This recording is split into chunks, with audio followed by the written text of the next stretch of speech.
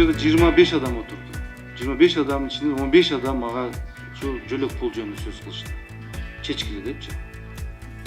Ошондуктан биздин позициябыз, Өнүгүү прогресс партиянын позициясы, фракциянын бул аныктоо тартибин так жазып чыгыш керекпиз. Мейли бул 25 болбосун, бир 10 пункттан жазайлы тартип. Мен өткөндө бул комитетте дагы сиз болдуңар болбодуңар билбейм, мен айткам. Эгерде жаздуу арыз, ал муктаж экен, анда ага берилиш керек. Өткөндө биз сураганда 298 000 бала жөлөк пул алат экен, туурабы? 92 үй бүлө, ушул үй бүлө жөлөк пул алышат экен. Канча арыз жазды десем, 101 000 үй бүлө арыз жазган. Разницасы 9 000 үй бүлө. Ушул бүт ушул маселеде 9 000 үй бүлөдө туруп атабыз проблема. Вы поймите, пенсия – это не доход, это накопление, которое в течение всей жизни человек откладывает. Это его деньги, но они выплата в последующих периодах, и вы не должны его считать как доходом. И моя, допустим, пенсия как бабушки никакого отношения не имеет, извините, к моим внукам. Почему? Если, допустим, я, как пожилой человек, или как бабушка, дедушка, я являюсь опекуном, тогда вы можете это делать. Но когда, извините, у них есть родители, и вы считаете пенсию, и потом его этого дедушку, извините, тихо ненавидят полсемьи, потому что не могут получить из-за него пособие, вы не должны включать пенсию, потому что пенсия – это не доход, еще раз объясняю. Если вы должны это осознать.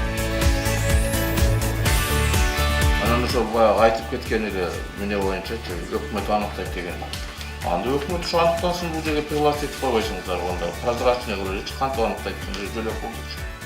Негизинен жер-жерлерди ызычу ушу жөлөк пул боюнча чыгып атат.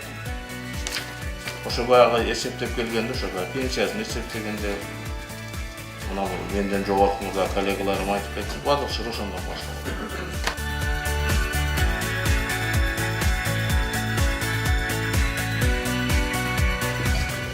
Биринчиден, калыптанып калган механизмди бузбай эле негизи мурда иштеп жаткан мыйзам менен кетиш керек эле. Элди дүрбөтүп, баардыгыңар пособие аласыңар деп баардыгын дүрбөтүп алып туруп, анан келип азыр кайра өзгөртүп атканыбыз бул өкмөт үчүн негизи уят. Бул жерде иштеп жаткан мыйзамдан пенсияны алып койсо бүттү, ошо менен баардыгы өз жайына келмек. Доходтончу, үй бүлө жалпы кирешеден.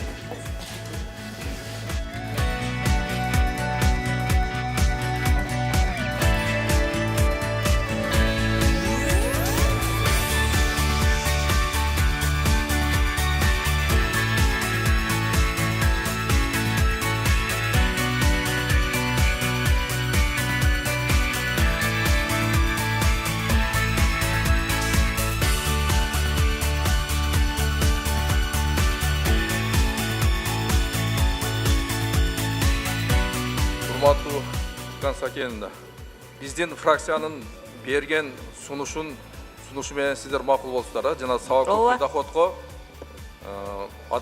пенсияны алып салуу боюнча. Демек, биздин айткан сунушту колдопсуздар.